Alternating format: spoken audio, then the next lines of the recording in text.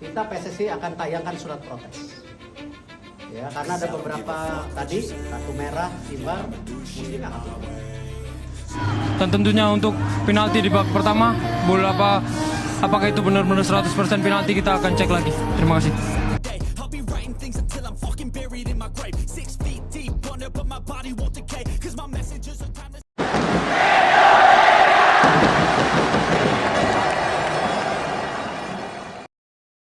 Wasit buat kontroversi, Indonesia ditekuk Qatar di laga perdana Piala Asia U23 2024. Timnas Indonesia U23 yang bermain dengan 9 pemain menelan kekalahan 0-2 dari Qatar yang diwarnai sejumlah keputusan kontroversial wasit pada matchday pertama Grup A Piala Asia U23 2024, Senin, tanggal 15 April tahun 2024. Kekalahan ini diwarnai keputusan wasit asal Tajikistan, Nasrullah Kabirov yang mengundang perdebatan. Bukan hanya terkait kartu kuning kedua untuk Ivar Jenner tetapi sejumlah pelanggaran keras pemain Qatar yang tidak mendapatkan sanksi yang pantas dari sang pengadil. Menciptakan peluang berbahaya pada menit ke-17 di Stadion Jassim bin Hamad, Al Rayyan. Kontrol bola Komang Teguh yang tidak sempurna membuat bola direbut pemain lawan dan penyerang sayap Qatar, Mahdi Salem melepaskan tembakan keras dari luar kotak penalti yang masih tepat dipelukkan Hernando Ari. Garuda nyaris membuka keunggulan 1-0 pada menit ke-39. Tembakan melengkung yang dilepaskan Rafael Struijk ke tiang jauh masih menerpa tiang gawang Qatar.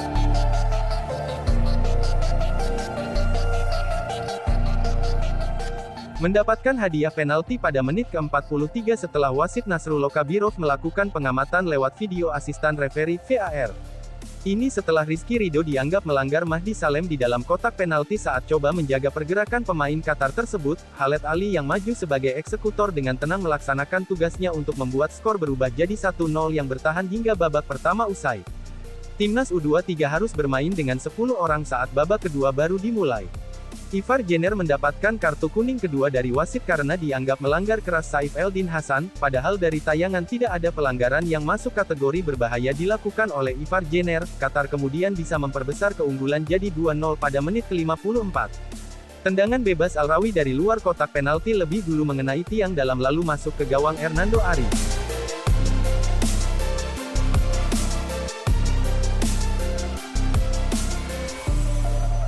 Marcelino nyaris mencetak gol indah ke gawang Qatar pada menit ke-62.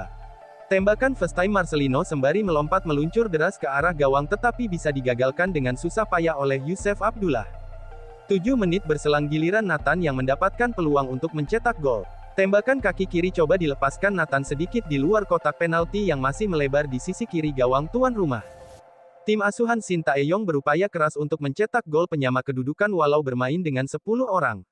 Situasi ini membuat Qatar juga tidak nyaman untuk tampil leluasa di sisa waktu pertandingan. Upaya untuk timnas Indonesia U23 mencetak gol semakin bertambah sulit karena Ramadan Sananta yang masuk sebagai pemain pengganti di kartu merah wasit pada menit ke-96.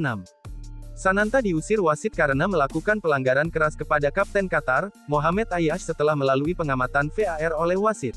Timnas Indonesia U23 yang harus bermain dengan 9 orang akhirnya harus mengaku keunggulan Qatar dengan skor 0-2 saat wasit meniup peluit panjang tanda babak kedua usai. Tuan rumah sudah curang sebelum pertandingan di laga perdana Piala Asia U23 2024. Shin Tae-yong menduga adanya kecurangan saat timnas Indonesia U23 menghadapi Qatar di laga pembuka Grup A Piala Asia U23 2024. Sang pelatih waktu tempuh dari hotel ke stadion pertandingan tidak berjalan seperti biasanya. Shin Tae-yong merasa timnas Indonesia U23 hanya membutuhkan waktu 7 menit dari hotel tempat menginap ke stadion. Tetapi pada hari pertandingan justru memakan waktu 25 menit. Seperti yang diketahui, Indonesia U23 sangat dirugikan di pertandingan perdana melawan tuan rumah Qatar Piala Asia U23 2024. Selepas pertandingan, Shin Tae-yong tampak kecewa dengan jalannya pertandingan. Menurutnya Qatar mendapatkan keuntungan lebih, sebagai tuan rumah Piala Asia U23 2024. Ya, memang benar bahwa kami bermain di Qatar. Jadi Qatar memainkan pertandingan malam ini sebagai keuntungan menjadi tim tuan rumah, kata Shin Tae-yong.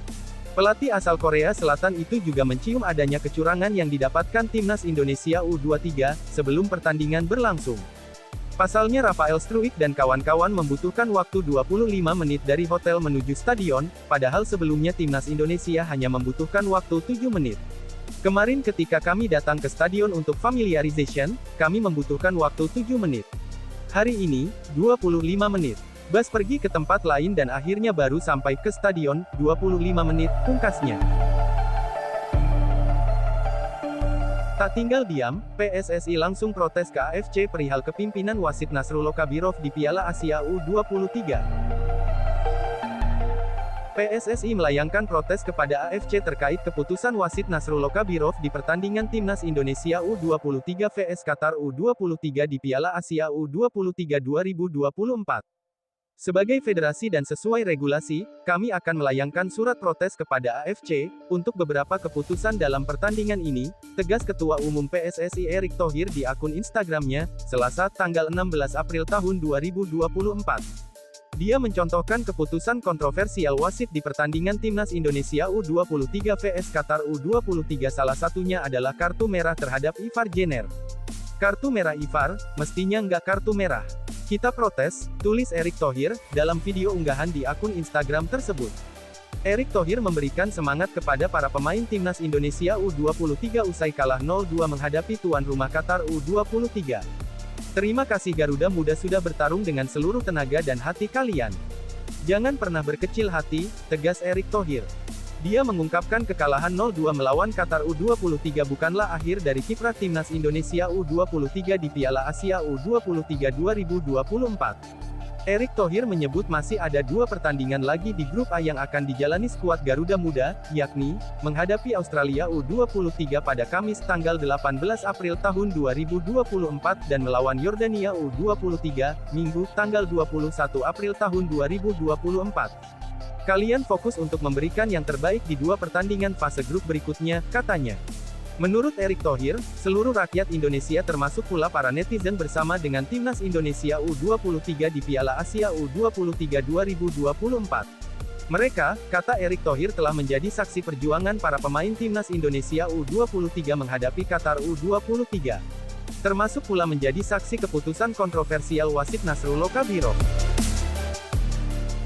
Meski kalah 0-2 dari Qatar, Sintayong puji semangat Garuda Muda.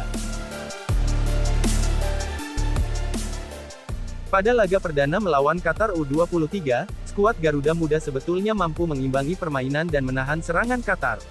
Namun, hasil akhir berkata lain serta ditambah kepemimpinan wasit Nasrullah Kabirov dan wasit video asistan referi VAR Sivakonpu Udom yang banyak merugikan Indonesia. Seusai laga, pelatih Sintayong tidak bisa menutupi kemarahan serta kekecewaannya terhadap kinerja wasit. Selamat untuk Qatar. Para pemain sudah berusaha menampilkan permainan yang terbaik, apalagi kita kalah jumlah pemain dan tidak mudah menyerah. Tetapi banyak keputusan wasit di sepanjang pertandingan, kalau kalian melihatnya, itu bukan pertandingan sepak bola, ini sebuah pertunjukan komedi dan sangat berlebihan, kata Sintayong. Saya tidak bisa mengatakan apapun tentang pemain yang kena kartu merah, saya kehabisan kata-kata. Sepak bola tidak seharusnya dimainkan seperti ini. Kartu merah pertama kami, tidak ada kontak sama sekali. Mengapa mereka tidak memakai VAR dalam situasi seperti ini, tambah pelatih asal Korea Selatan tersebut. Sintayong menyebut, jika hal seperti ini terjadi di Indonesia, wasit akan menjadi bahan lelucon. Fans menyaksikan pertandingan ini melalui televisi. Jika Anda memakai wasit seperti ini, kalau di Indonesia, itu akan dianggap Anda ingin membuat lelucon. Pelatih juga punya mata, melihat dari bench sepanjang pertandingan, jelasnya.